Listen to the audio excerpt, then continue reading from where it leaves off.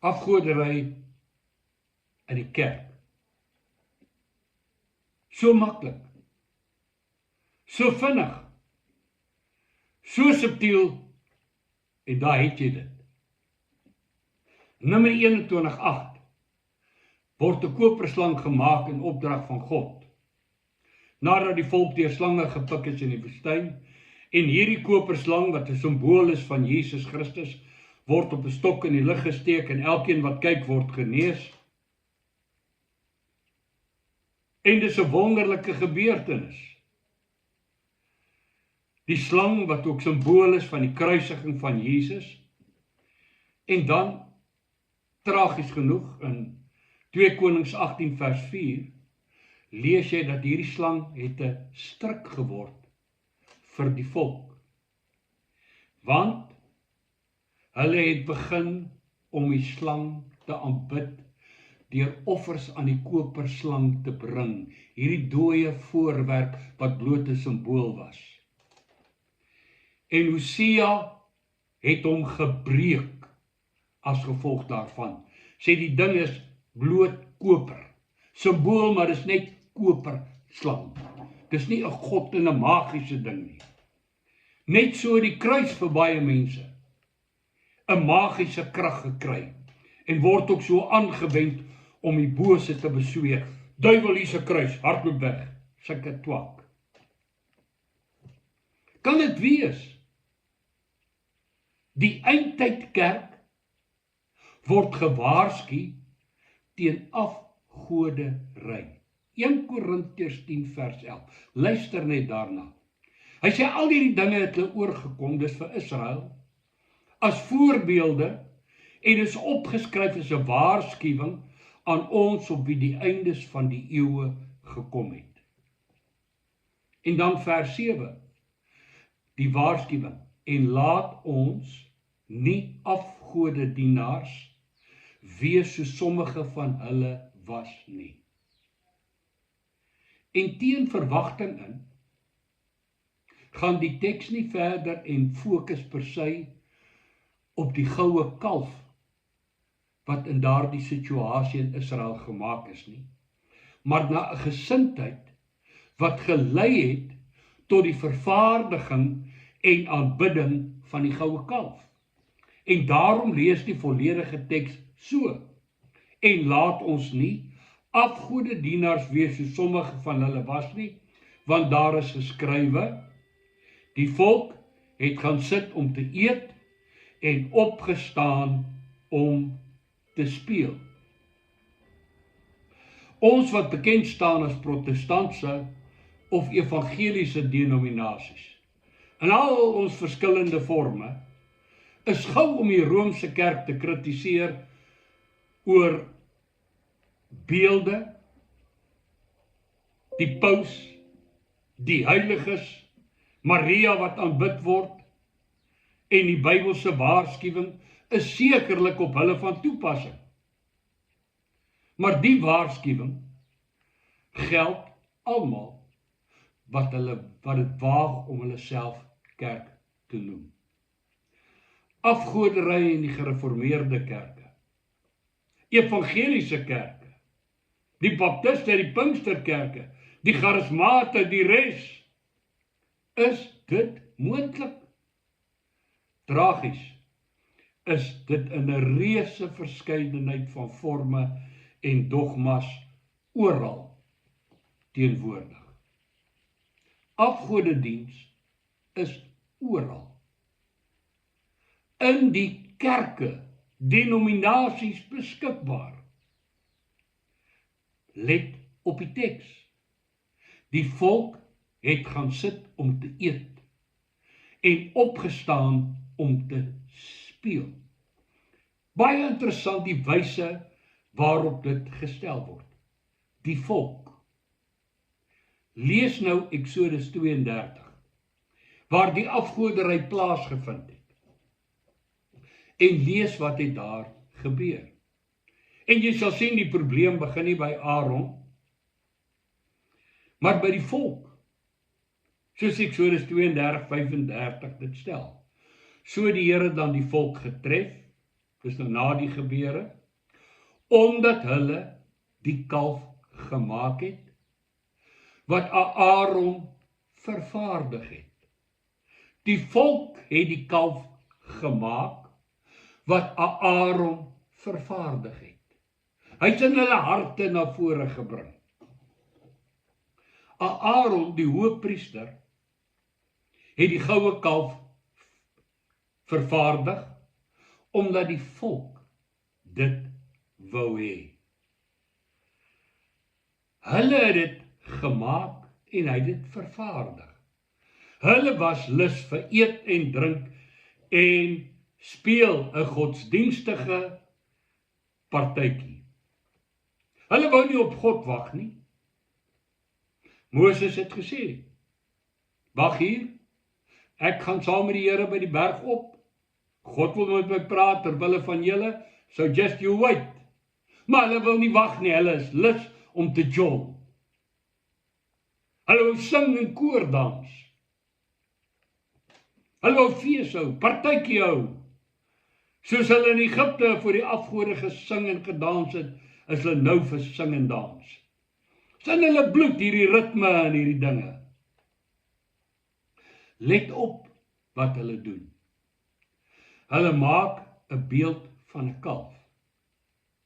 In Egipte is ook 'n kalf aanbid, met die naam Apis. Maar hierdie kalf gee hulle 'n ander naam. Hulle noem hom Elohim, soos Israel sy God noem. En daar word aangekondig, 'n fees word gehou vir die Here, vir Jahwe, die groot ek is. Ons gaan nou 'n partytjie hou vir die Here. Hulle die regte name, maar die verkeerde praktyke. Hulle hou 'n fees vir die God van Israel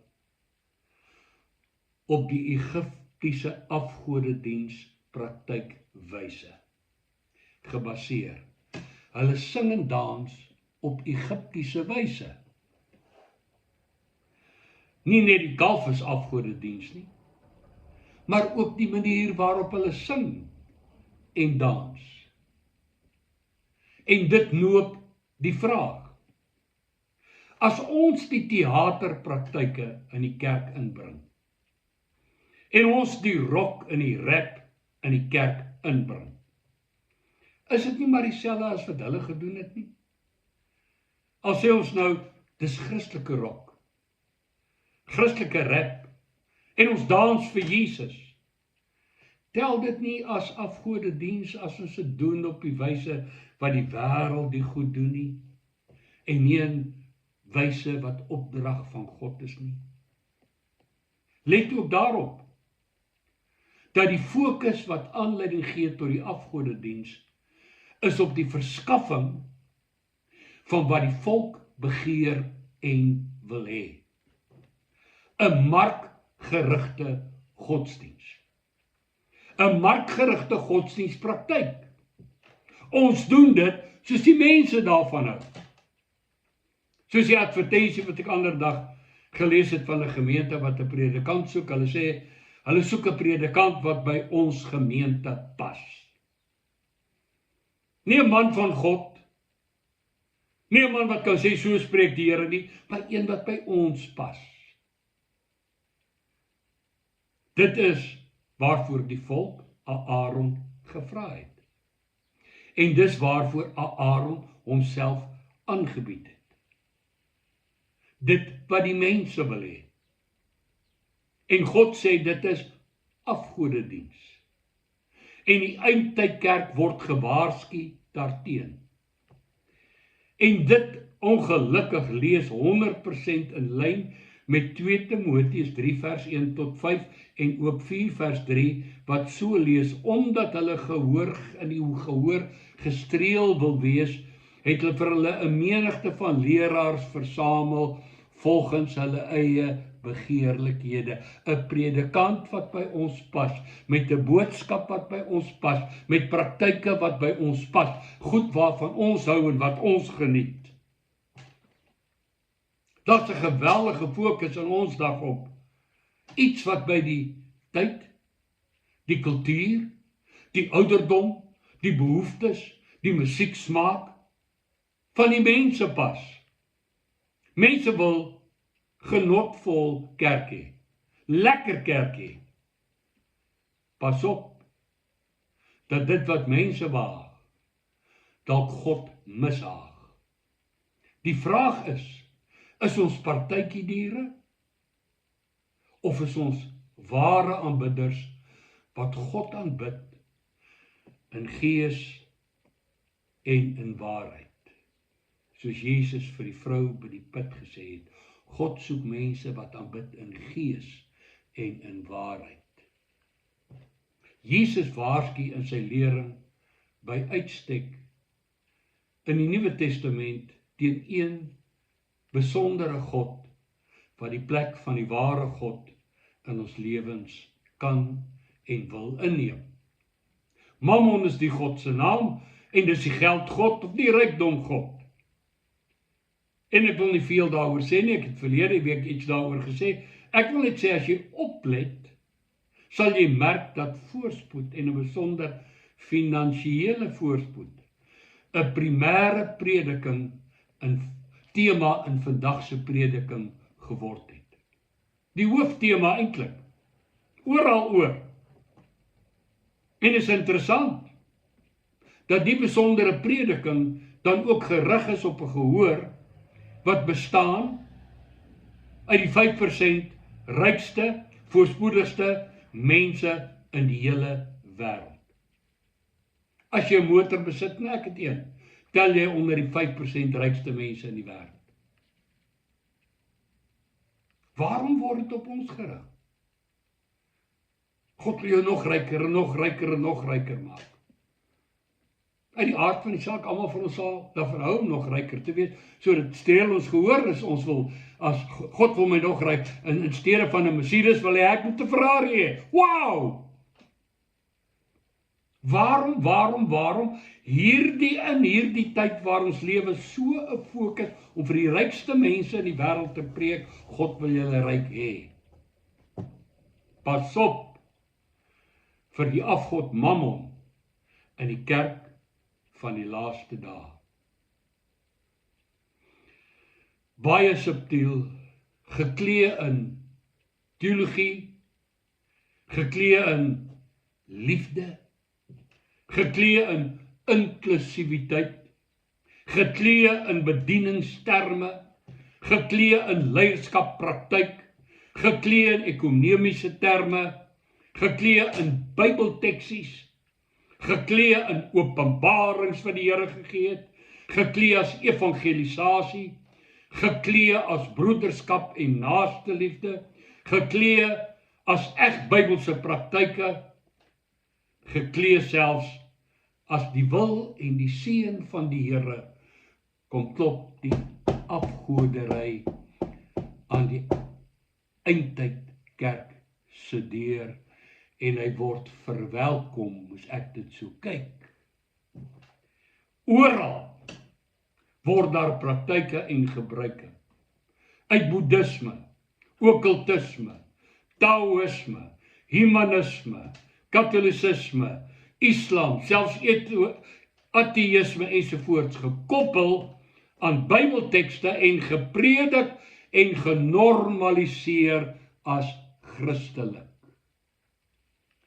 Baie bekende predikant, teoloog by 'n baie bekende universiteit, sy luister na die preek Sondag, en dan gaan hy huis toe, dan soek hy die preek in die Bybel en hy kan hom nie kry nie. Hy sê dan soek hy verder en dan kry hy hom in die wêreld, in die filosofie, in die humanisme, nie in die Bybel nie, maar dit word verkoop as evangelie. Ons het die mense verhef tot helde. Wie is dit? Teoloog soos Johannes Calvin. En in ander kringe evangeliste soos William Branham, Benny Hinn, sekere ouens wat hulle self profete noem, apostels noem, leraars soos Ellen G. White, Kenneth Copeland, pastore, charismatiese manne en vroue, en hulle word verhef, amper aanbid, eintlik aanbid. Onweerlegbaar wat hierdie mense gesê het en sê. Heilig. Hulle word beheen as celebrities, generaals van die Here. Lees nie sulke goed in die Bybel nie. Feit is, hulle is nie altyd reg nie. Hulle is nie altyd onberispelik nie. Hulle is nie altyd onkreukbaar nie, inteendeel. Om hulle tot byna goddelike status te verhef en te bewonder, grens en is dalk afgodediens. Nie in lyn met die skrif wat ek lees nie. Die soort bewondering waarmee hulle soms beskou word, is verwerplik en op dieselfde vlak as waarmee die wêreld sportsterre, sangers en filmsterre beheen. Hulle word as afgode aanbid. Ek kyk na die sokker en ek sien hoe gaan die mense mal. Messi, Messi, Messi. Uitroepe van ondersteuners. En hy is dit nie waardig nie. Bokke, bokke, bokke. En ons gaan mal, gil en skree en jul en maak so. Dis aanbidding, afgodediens. Net een is dit waardig. Jesus, Jesus, Jesus. Hy, Vader, Seun en Heilige Gees. Die enigste wat my en jou aanbidding waardig is. Die ander, wie is hulle? Goeie sportmanne? Nie noodwendig goeie sportsmans, geesmeester van die tyd. Baie gou om voor te gee, te bedrieg vir die skeieregter, ander seer te maak, doelbewus. Nie werklik aanbidding waardig nie. Miskien bewondering vir hulle spel, maar bokke, bokke, nee, dankie. You have it. Dink mooi oor ons. Dink mooi oor ons praktyke. Hulle vergelyk baie goed met hierdie teks wat sê, en die volk het gaan sit om te eet en het opgestaan om te speel. Wees dan die afgodedienaars, soos hulle nie eindtyd kerk. Wees gewaarsku dat God het in hulle geen behaag gehad nie. En daarom het hulle neergeslaan in die woestyn. En nie een van hulle, behalwe Joshua en Caleb, wat nie hulle pad geloop het nie, het die beloofde land binne gegaan. Eindtyd kerk, wees gewaarsku teen afgoderry. Hou jou oë oop en jou hart reg. Mooi loop.